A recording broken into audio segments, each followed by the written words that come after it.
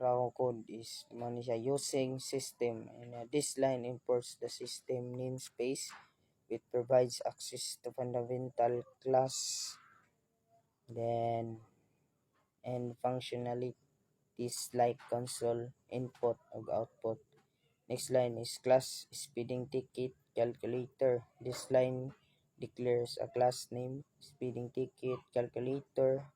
That classes are blueprints for creating objects. In this case, it encapsulates the program logic. So next line is the static void mean. This is the main method, the entry point of the program and execution. The static keyword means it belongs to the class itself, not a specific instance of the class. Void indicates it doesn't return a value. Indicate it doesn't return, no? Itong magamit ang void kanang ang value dili walay ganang ga break balik.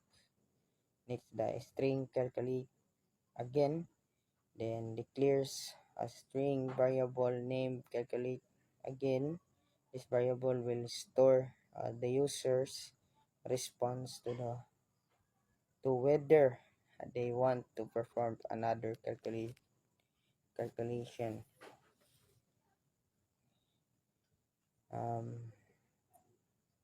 So next is do. Do. This starts a do while or loop. The code inside the loop will execute at least once and then repeat as long as the condition in the while part is true. The next is console write enter speed limit. Prompts the user to enter the speed limit. Console.write display the text without adding a new line. Then int speed limit equals to int dot parse. Console dot readline reads the user's input from the console using console dot readline, converts it to an integer using int dot parse, and store it in the speed limit variable. So note this line is vulnerable to error if the user enters a non-numeric input. The next is the console.write enter ticket speed. So prompts the user to enter the ticket speed. So next is the int ticket speed equals to int dot parse. Console the read line reads, converts to an integer, and stores the ticket speed. So note again vulnerable to no numeric input. Next line is a console write line enter your classification. Prompts prompts the user to enter their classification.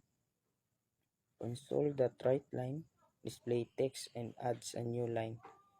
Then next line, the console write line freshman, enter 1, so display the classification option money. So console write line so or enter 2, then this line kaninga line, then ang kaninga line nga int classification equals to int parse console dot read line, so reads converts to an integer and stores the classification. So note vulnerable to non-numeric and out of range input. And then double fine equals to 75.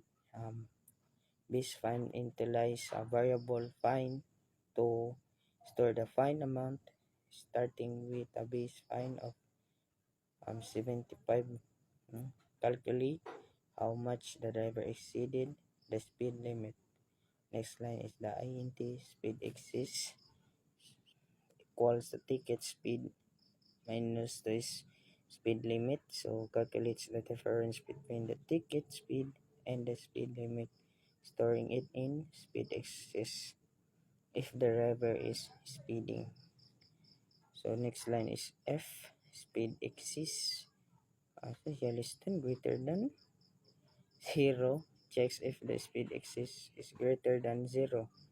I dot E that comma the driver was speeding. Add 87 for the every 5 each over the speed limit. Then find plus equal speed exists. So 5 the add this line is adds to the find based on the excess speed. Not integer division is used here. Speed exists, so which interrogates the result. For example, 12 slash 2 to 5 equals to 2, not 2.4. So adjust the find based on the classification. This line is if classification equals to double equals ang line 1 is freshman, and if is speed exists to greater than 20, check it the express speed is greater than 20 mph. Find plus equal, so 100 adds 100 to the find. This line subtract to 50 from find. This line classification of senior kanisa nga line. So if speed is 20, check it if the excess speed is greater than 20 mph. Find, so kani adds 200 to find, else find, so kani adds 50 to the find. Display the find by this line, console right dot right line, find US dollar sign, then plus find dot to string F2. Display the calculated find formatted to 2 decimal places. So using to string, ask if the user wants to calculate another find. So this line, console the train, do you want to calculate another find? Why? It stands for yes, then N stands for no. Prompts the user whether to continue. And this line is the calculating, again equals to console that red line, that to upper, reads the user's input, converts it to uppercase, and stores it in calculate again. So next is the while, calculate again equals to y. The loop continues as long as the user enters y. Thank the user for using program. So console right line, console that right line, thank you for using the speeding ticket calculator. So display a thank you message. So this duha kakuan. So pin verse panisiyang.